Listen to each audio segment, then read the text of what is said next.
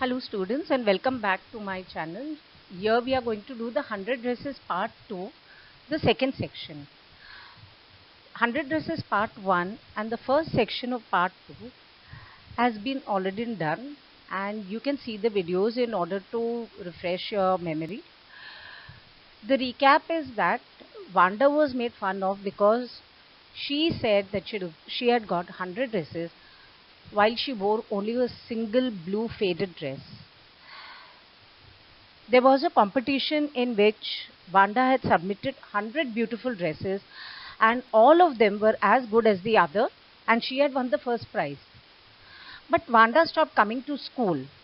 Later they realized that Vanda's father had shifted their school because people made fun of their strange names which were not American.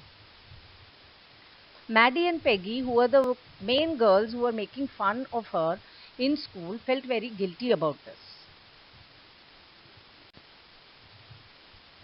When school got over, continuing with that, Maddie and Peggy slowly went back. They had gone to see Vanda. Vanda was not there. She had already shifted. So they came back. Peggy even justified her action by saying that her bullying Vanda perhaps helped Vanda get good drawing ideas. So Peggy justified her actions in three ways. First, she said that she had never made fun of Vanda's name because that was the reason Vanda's father had given the teacher. Second, she said she made fun of Vanda because she never knew that Vanda realized that they were making fun of her. The third was that maybe it was good that she bullied Vanda because that was where Vanda got all her drawing ideas from.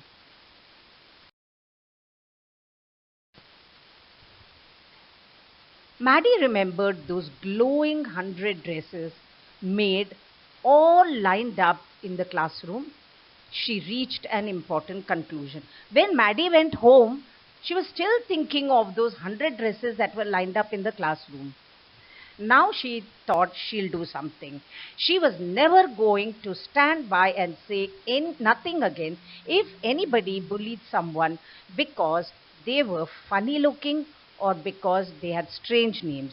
She'd speak up, even if it meant losing Peggy's friendship.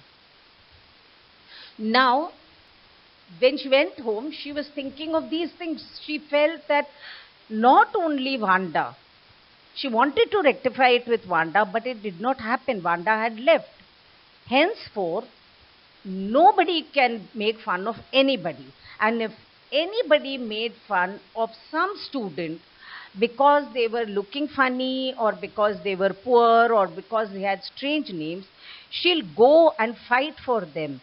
Probably if Peggy is not supporting her, she would lose Peggy's friendship, but that didn't matter to Maddie anymore. She couldn't make things right with Vanda. She would never make anybody else that unhappy again. She felt guilty for no fault of Vanda. Peggy and Maddie made Vanda very, very unhappy. So she thought she will never do it to anybody again. Maddie and Peggy wrote a friendly letter to Vanda. They told her she had won and how pretty the dresses were. They inquired about her new life and teacher. So later on, they thought at least they will connect with her, and so they wrote a letter. They asked about everything. They told about this school, and she had won the competition and how beautiful the dresses were. They also inquired about how the school and the teachers were on the other side. They didn't apologize, though they meant to. They planned to apologize, but they actually did not write it on the letter. They signed it with love. They sent it to Vanda's Bugin Heights address to be forwarded to her new address. So they did not know where she had gone, but they put it to her old address, hoping that somebody would forward it from there to wherever she lived now. They did not receive a reply for several days. They thought that Vanda was hurt and angry. They also felt it was quite justified because they had hurt Vanda very much. Maddie slept thinking of Vanda and imagining that she defended crowds teasing Vanda. But Maddie could not put at rest her guilt. She started dreaming that people were teasing Wanda and she was trying to defend Wanda. Wanda's reply. Around Christmas time, Miss Mason received a letter from Wanda. She, Wanda did not write to these two girls, Peggy and Maddie, but she wrote to her teacher. She inquired about her classmates and asked the teacher to let the girls keep her dresses because she had 100 new ones there. So she had already made some more new dresses and she had them over there wherever she was staying. So she didn't want these old dresses. Instead, the old dresses should be given away to all the girls. She gifted Peggy the green dress with the red trimmings.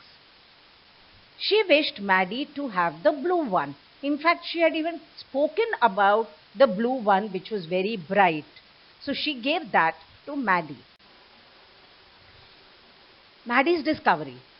Peggy and Maddie returned with the gifted dresses. They held it very tight in their hands as they reached home. The air was smelling like Christmas with shining lights reflected on the snow. So the snow was actually reflecting all the beautiful colors in which the shop and the other houses were lit up. And they started going home. When Maddie pinned the dress on her wall, the room suddenly came to life because the dress was so beautiful and so well colored and so bright that suddenly the whole room came to life. She studied it intently. Intently means closely, and now she started really looking at the dress which Wanda had given her. The colors in the dress were so vivid that she had scarcely noticed the face and head of the drawing. So vivid means so very bright and beautiful. Scarcely means hardly. So the dress was so beautiful that beyond the dress, Maddie did not notice anything. She hardly noticed that there was also a face that was drawn. The face looked exactly like Maddie's.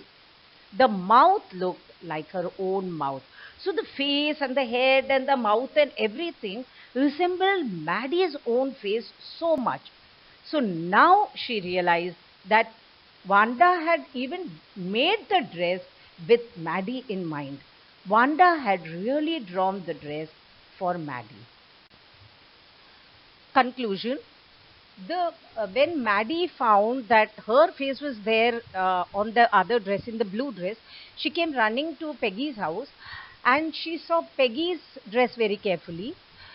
Here also she found that Peggy's face was drawn for the dress which was gifted to Peggy. So Peggy concluded that Wanda must have liked them.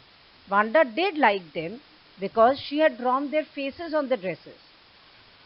But Maggie was not consoled. She blinked away her tears that came every time she thought of Wanda standing alone in the courtyard.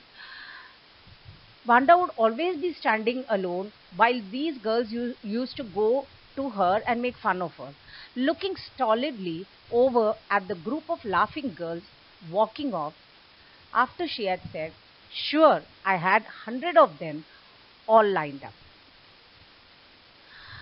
So she would be looking without any emotions, in a dull way, she will be looking at the girls.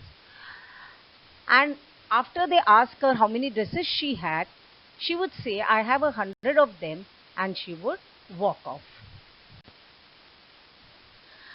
Thanks for watching. Do connect with me, and in case you have doubts, you can ask me about them. Thank you.